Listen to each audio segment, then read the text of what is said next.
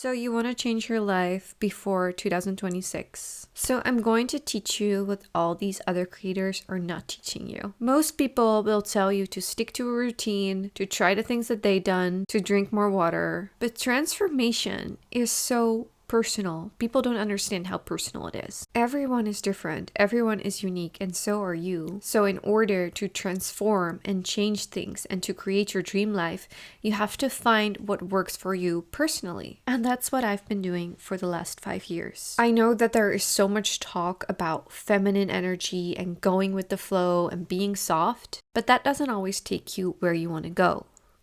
Again, everything is personal. So I'm going to give you 5 things that are going to make you successful before 2026. We have a few months left, so we don't want to waste it. Oh, and by the way, this is my puppy Brioche. She is going to sleep in the background. Okay, so you want to be successful. This is what you're going to do. And I promise you're going to be successful. The first thing you want to do is reflect and be honest with yourself. And I know I'm not the only one who's saying that, and there's a good reason for this. In order to change, you have to see where your flaws are. And nobody is perfect by any means. But if you want to be rich, you have to be able to save money. And if you're just spending that money recklessly, you're not going to change. You're not going to find transformation.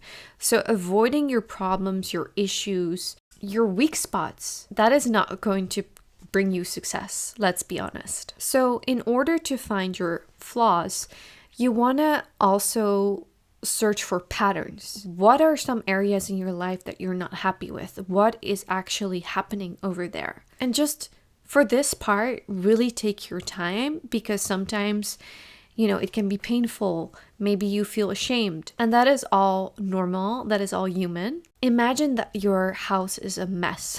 It can be very uncomfortable, and it can feel really embarrassing when people come over to your place unannounced and you just notice that your place is a mess. It's kind of like this.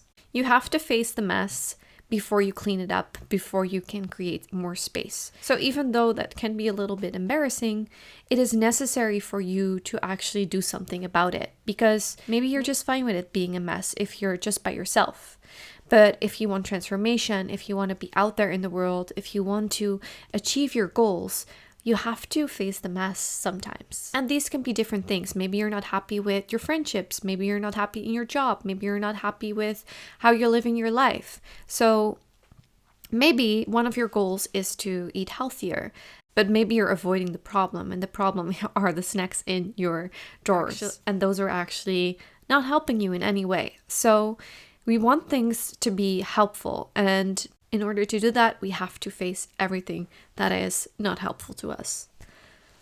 And those can be small, those can be big, but just take the time to reflect and face it. Once you know what is standing in your way, you can actually start to problem solve. So you want to make a list of all the issues or all the things that are blocking you, that feel restricting, or that are not in flow, and then start to write down the solutions. And sometimes it's just as easy as this. For example, I had a feeling that I had no time in the evening, and it made me feel very frustrated. And because I felt frustrated, I wasn't able to sleep so well. But when I really looked at my evening routine, my night routine, I noticed that most of that time I spent on social media, and I just had to change a few things and make a routine that worked more for me. I also walked my dog very late, so I always had this feeling that I still had to do things before going to bed.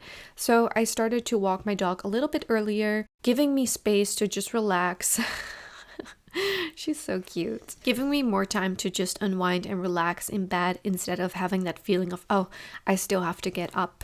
And that was just a small thing that I changed, and it actually helped me a lot. So after you've done reflecting and problem solving, now we can create more space for things that are actually helping us see progress. And I'm so sorry, and this is going to sound so boring, but track your progress. So I have these amazing trackers that I put on my fridge that really help me to stay on track. And I've always been this person that wants to go with the flow and kind of like see what I'm in the mood for. I would do this for, my dinners, my meals, my breakfast, but also the workouts I did. And honestly, sometimes that feels really great. I'm like, oh, I can be spontaneous and do this because I'm in the mood for it. But it didn't help me in the long run because I wasn't actually making progress. I was just doing things that I wanted to do. So the next thing that I want you to do is write down your goals. And I think one of the biggest mistake people make is that they don't make their goals specific enough. They will say, oh, I want to be fit. That is a goal.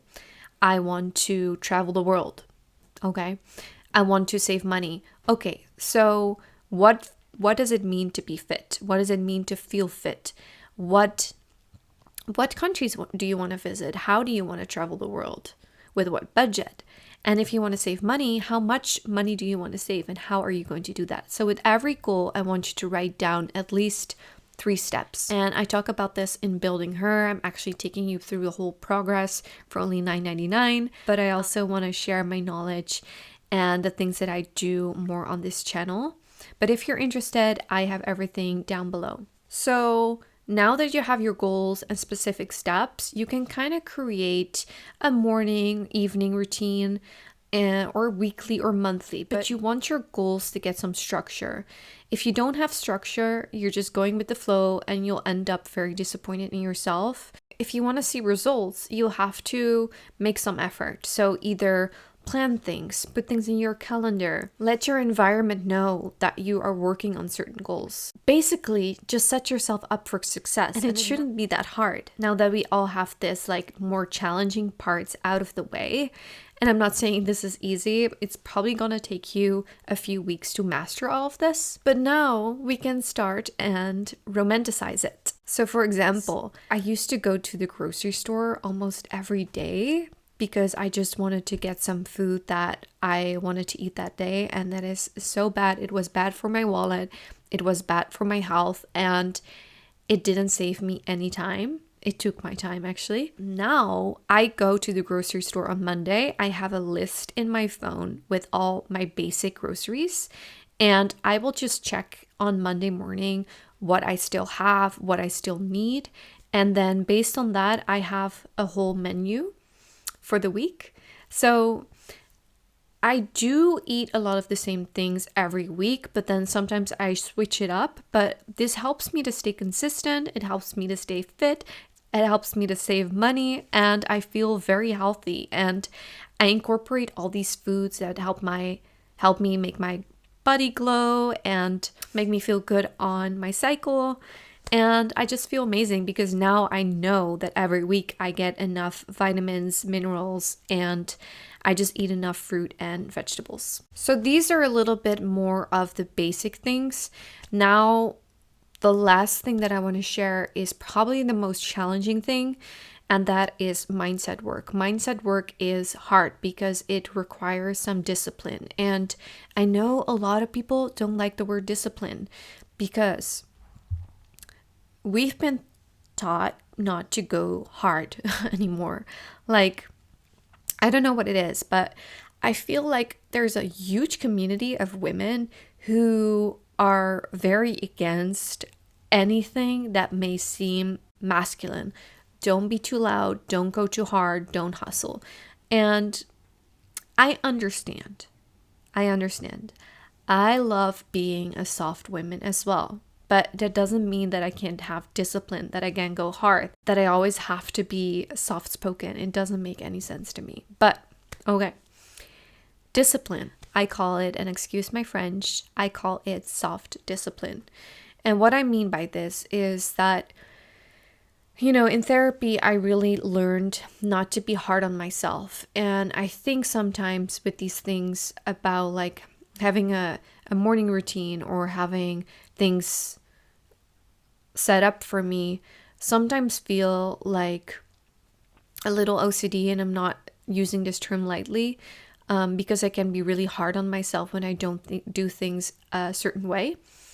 But I think now that I've really learned how to love myself and how to be kind towards myself, I can incorporate a little bit of that discipline back into my routine. I call it soft discipline, where I still have the structure and I still have habits and goals and steps that I want to take. But if some things don't work out a certain day, or if I don't feel like it, or maybe if I'm sick, that I'm not going to beat myself up for it. And I don't want you to do this either. I think soft discipline is more of finding a balance between being kind to yourself, being your friend, but also wanting to work for your goals and sometimes doing things that you don't want to do. And there can be a fine line between this, and that is sometimes difficult, but I think it is a practice. A question that you can ask is, am I doing this lovingly for my future self, or am I forcing myself? Am I punishing myself at the moment? I think to understand the difference between those two is very, very helpful. And we always want to do things out of love for ourselves. We want to better ourselves because we are in love with the version we're going to be, but we're also respecting and embracing where we are right now.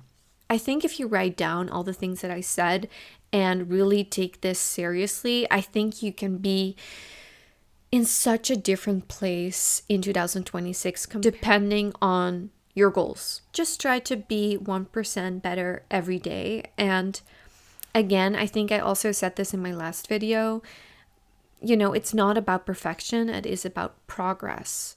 And I know that the girls that are watching my videos right now really want to make a difference. And they don't just want to make a difference, for themselves or to flaunt or, to get all these beautiful things into their lives. They also want to better, their friendships, their relationships, not only the ones with themselves, but also with their partners or future partners or kids. And it just brings me so much energy and so much gratitude to see us all working together and bettering ourselves. I honestly think that this is what the world really needs right now. And I think it can be really helpful to take a break from social media, or at least a little bit more. It is something that is very, very helpful for me personally. I can already feel a huge difference when I'm being more mindful with my phone. And I have so much more space for other things that I've always wanted to do. So I really recommend this as a last step to be more mindful with your social media use and really be aware of what you're consuming. So yeah, I want to end this video. Like and subscribe. Please leave a comment about the goals that you are working on. If you want to see what I do when I'm offline, follow me on Instagram. I share more of my offline life diary there, and I hope to see you next. Subscribe for my next videos if you want to see more of this content, and good luck.